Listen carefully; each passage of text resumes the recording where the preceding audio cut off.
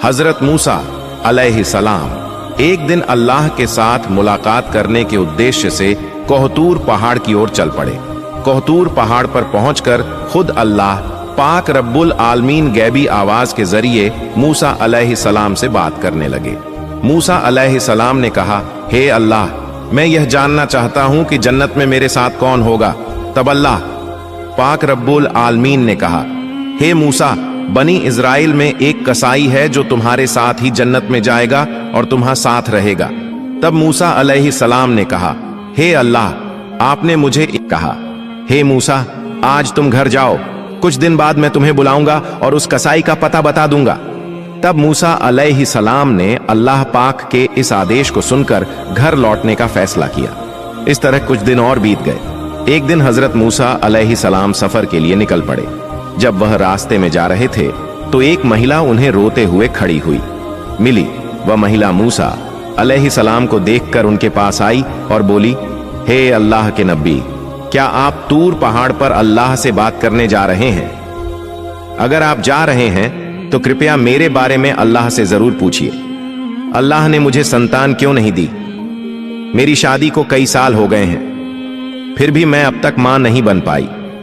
अल्लाह से पूछिए कि क्या मैं कभी मां बन सकूंगी या फिर मेरी कोई गलती के कारण अल्लाह ताला मुझे संतान नहीं दे रहे हैं। मूसा अलैहिस्सलाम ने कहा, ठीक है, मैं अल्लाह पाक रब्बुल आलमीन से जरूर पूछूंगा।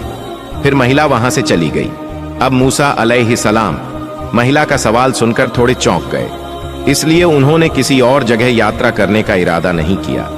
अब वह अल्लाह पाक रब्बुल आलमीन से बात करने के लिए तूर पहाड़ की ओर रुखसत हो गए। तूर पहाड़ पर जाकर हजरत मूसा अलैहिस्सलाम ने अल्लाह से पूछा, हे अल्लाह, मैं रास्ते में एक महिला को रोते हुए देखा। उसने मुझसे पूछा कि मेरी शादी को कई साल हो गए, फिर भी मुझे संतान क्यों नहीं मिली। तब महान अल्लाह पाक रब्बुल आलमीन ने गहैब से आवाज में कहा, हे मूसा, तुम उसे बता दो कि उस महिला की किस्मत में संतान देना नहीं था, इसीलिए वह इतने सालों बाद भी मां नहीं बन सकी। बेटा या बेटी अल्लाह के द्वारा ही दी जाती है और जो अल्लाह ताला देता है वही मिलता है। यह सुनकर मूसा अलैहिस्सलाम घर की ओर लौटने लगे। घर जाते हुए उन्होंने उस महिला का ख्याल किया और इसलिए उन्होंने सीधे घर ना जाकर उस महिला के घर जाने का फैसला किया। महिला ने हजरत मूसा अलैहिस्सलाम को आते देखा और वह चौंक गई। फिर उसने कहा, हे अल्लाह के नबी, क्या आप अल्लाह ताला से मेरा सवाल पूछ कर आए हैं? महिला की बात सुनकर मूसा अलैहिस्सलाम ने कहा, महान अल्लाह ताला ने कहा है कि तुम्हारे किस्मत में संतान नहीं दी गई, इसलिए तुम कभी भी मां नहीं बन सकोगी। यह सुनकर महिला की आंखों में आंसू भर आए और वह जोर जोर से रोने लगी। फिर हजरत मूसा अलैहिस्सलाम वहां से चले गए। कुछ समय बाद एक अल्लाह वाला बुजुर्ग फकीर उस महिला के घर आया और बोला, क्या घर में कोई है?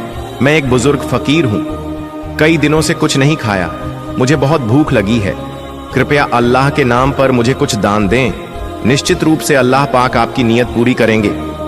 महिला ने फकीर की बात सुनी और उसे घर में आने दिया। फिर उसे 4 रोटियां खाने के लिए दी। तब महिला ने कहा, आप तो अल्लाह ताला के फकीर हैं, क्या आप अल्लाह से दुआ करेंगे कि वह मुझे संतान दे? मेरे पास तो कोई संतान नहीं है। फकीर ने रोटियों के बदले अल्लाह से दुआ की, हे अल्लाह, तू इस महिला को संतान दे। फिर फकीर उस घर से चले गए। कुछ साल बाद हजरत मूसा अलैहिस्सलाम कहीं यात्रा पर जा रहे थे। रास्ते में वह उस महिला के घर के पास से गुजर रहे थे। तभी उन्हें उस रोती हुई महिला का ख्याल आया। उन्होंने महिला के घर की ओर रुख किया और देखा कि वहां महिला एक छोटे से बच्चे के साथ खुश होकर खेल रही थी। महिला हजरत मूसा अलैहिस्सलाम को देखकर बाहर आई और बोली, हे अल्लाह के नबी मूसा, आपने तो कहा था कि मेरे किस्मत में संतान नहीं है, लेकिन अल्लाह ने मुझे तो एक बच्चा दिया है। यह सुनकर हजरत मूसा अलैहिस्सलाम हैरान हो गए और इसका कारण जानने के लिए वह तूर पहाड़ की ओर रुखसत हो गए। तूर पहाड़ पर जाकर उन्होंने अल्लाह से पूछा, हे अल्लाह, आपने तो कहा था कि उस महिला की किस्मत में संतान नहीं है, लेकिन आज मैंने देखा कि वह खुशी से बच्चे के साथ खेल रही है, इसका कारण क्या है? महान अल्लाह ने गैबी आवाज में कहा, हे मूसा, तुम इस सवाल का जवाब जानना चाहते हो तो एक थाली में इंसान का मांस लेकर आओ, फिर तुम्हें इसका जवाब दिया जाएगा। यह आदेश सुनकर हजरत मूसा अलैहि सलाम एक थाली और छुरी लेकर लोगों के पास गए। उन्होंने कहा, है मेरी कौम के लोग, महान अल्लाह ने मुझे इंसान के मांस को लेकर आने का कहा है। क्या तुम में से कोई ऐसा है जो अपनी शरीर का मांस देगा? कोई भी राजी नहीं हुआ। सभी एक एक करके वहां से चले गए। हजरत मूसा अलैहि सलाम चिंतित होकर इधर उधर घूमने लगे। जब उन्हें कोई समाधान नहीं मिला तो वह घर की ओर लौटने लगे। अचानक एक बुजुर्ग फकीर ने उन्हें पीछे से आवाज दी, हे अल्लाह के नबी मूसा, तुम्हें इतना चिंतित क्यों देख रहा हूं? हजरत मूसा अलैहि सलाम ने कहा, महान अल्लाह ने मुझे इंसान के मांस को लेकर जाने का आदेश दिया है, लेकिन कोई भी अपने मांस को देने के लिए तैयार नहीं हुआ। सभी ने मुंह फेर लिया और चले गए। तब वह बुजुर्ग फकीर हजरत मूसा अलैहि सलाम की बात सुनते ही अपने पास से छुरी ले आए और अपने शरीर से थोड़ा मांस काटकर हजरत मूसा अलैहि सलाम को दे दिया और वहां से चले गए। यह देखकर हजरत मूसा अलैहि सलाम थोड़े हैरान हो गए। फिर हजरत मूसा अलैहि सलाम उस मांस के साथ फिर से तूर पहाड़ की ओर चल पड़े और उन्होंने कहा, हे अल्लाह, मैंने इंसान का मांस ले लिया है, लेकिन जिनके पास इसे देने के लिए कहा था उन्होंने सबने मुंह मोड़ लिया और चले गए। सिर्फ एक बुजुर्ग फकीर ने अल्लाह का नाम सुनते ही अपनी शरीर से मांस काटकर मुझे दे दिया। तब महान अल्लाह पाक रब्बुल आलमीन ने गैबी आवाज के जरिए हजरत मूसा अलैहि सलाम से कहा, हे मूसा, इस मांस के लिए सब लोगों के पास जाने की जरूरत नहीं थी, तुम खुद ही पर्याप्त हैं। इसके माध्यम से तुमने अपना सवाल का जवाब पा लिया। वह बुजुर्ग फकीर जैसे ही अल्लाह का नाम सुनता है, अपनी शरीर का मांस काटकर अल्लाह पाक को दे देता है। उसी फकीर की दुआ के कारण मैंने उस महिला को संतान दी। हे मूसा, जो व्यक्ति अल्लाह की राह में सब कुछ अर्पित कर देता है, जो कुछ भी है उसे दान कर देता है, अल्लाह ताला उसे सब कुछ दे देता है या लिखा हुआ तकदीर भी बदल देता है। इस उत्तर को सुनने के बाद हजरत मूसा अलैहि सलाम अल्लाह पाक रब्बुल आलमीन के आदेश से घर लौट आए। फिर कुछ दिन बीत गए। एक दिन हजरत मूसा अलैहि सलाम के मन में यह बात आई कि अल्लाह पाक रब्बुल आलमीन ने कहा था कि कसाई उनके साथ जन्नत में होगा। इस सवाल का जवाब जानने के लिए हजरत मूसा अलैहि सलाम फिर से तूर पहाड़ की ओर रवाना हो गए। तूर पहाड़ पर पहुंचकर हजरत मूसा अलैहि सलाम ने कहा, हे अल्लाह पाक रब्बुल आलमीन, आपने कहा था कि कसाई मेरे साथ जन्नत में होगा। मैं जानना चाहता हूँ वह कसाई कौन सा ऐसा अमल करता है जिसके कारण वह मेरे साथ जन्नत में रहेगा। फिर महान अल्लाह ताला ने गैबी आवाज के साथ उस कसाई का ठिकाना बता दिया। इसके बाद अगले दिन हजरत मूसा अलैहि सलाम एक रास्ता पार करते हुए उस कसाई के पास पहुंचे। कुछ देर बाद हजरत मूसा अलैहि सलाम ने देखा कि वह कसाई मांस के टुकड़े लेकर अपने घर की ओर चल पड़ा। हजरत मूसा अलैहि सलाम भी कसाई के पीछे पीछे चल पड़े। एक समय के बाद वह कसाई अपने घर पहुंचा। हजरत मूसा अलैहि सलाम दूर से उस घर को देख रहे थे, लेकिन उस दिन के लिए वह वहीं से लौट गए। हजरत मूसा अलैहि सलाम फिर से उस कसाई के घर गए और बोले, क्या घर में कोई है? मैं एक मुसाफिर हूं। लेकिन घर से कोई जवाब नहीं आया। तब हजरत मूसा अलैहि सलाम ने सोचा कि शायद सच में घर में कोई नहीं है। इसके बाद हजरत मूसा अलैहि सलाम फिर से उस कसाई की दुकान पर पहुंचे।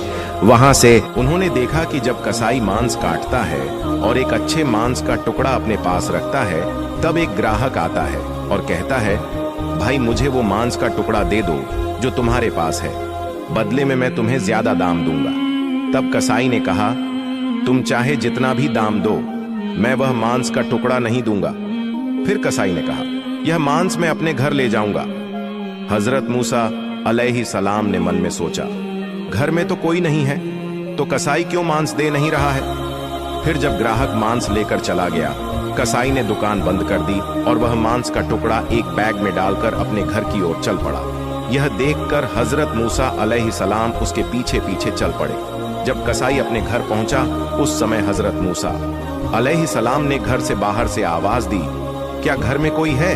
मैं एक मुसाफिर हूं। फिर कसाई बाहर आकर हजरत मूसा अलैहि सलाम से पूछा, क्या आप चाहते हैं? भाई आप कौन हैं? मुझे तो ठीक से पहचान नहीं पाया।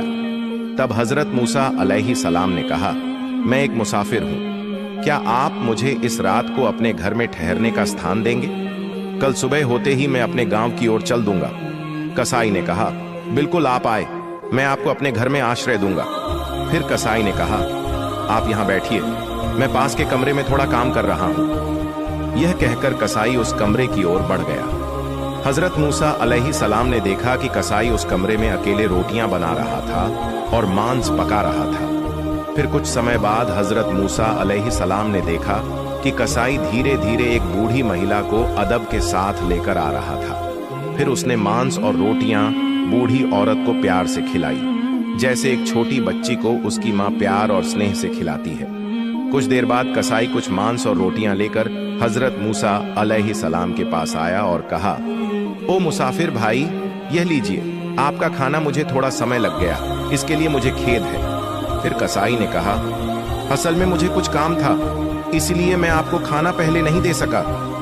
हजरत मूसा अलैहिस्सलाम ने कहा, ठीक है, लेकिन आप पहले यह बताएं कि यह बूढ़ी महिला कौन है? कसाई ने जवाब दिया, यह बूढ़ी महिला मेरी माँ है। इस दुनिया में मेरी माँ के अलावा मेरा कोई नहीं है, और मेरी माँ के लिए भी इस दुनिया में मैं ही उनका एकमात्र सहारा हूं। मेरी माँ अब बूढ़ी हो चुकी है, ठीक से चल फिर नहीं सकती और अच्छे से खा भी नहीं सकती। इसलिए मैं रोज दुकान से नरम मांस के अच्छे टुकड़े लाकर घर में माँ को पकाकर खिलाता हूं। यह सुनकर हजरत मूसा अलैहिस्सलाम ने देखा कि कसाई अपनी माँ के प्रति किस तरह से श्रद्धा और स्नेह दिखा रहा था। हजरत मूसा अलैहिस्सलाम हैरान हो गए। फिर हजरत मूसा अलैहिस्सलाम ने पास के कमरे से देखा कि बूढ़ी महिला अपनी आंखों से आंसू बहाते हुए दुआ कर रही थी। उसने हाथ उठाकर अल्लाह से दुआ की, हे अल्लाह, तू रहमान और रहीम है, तू गफूर और रहीम है, तू सब कुछ जानता है।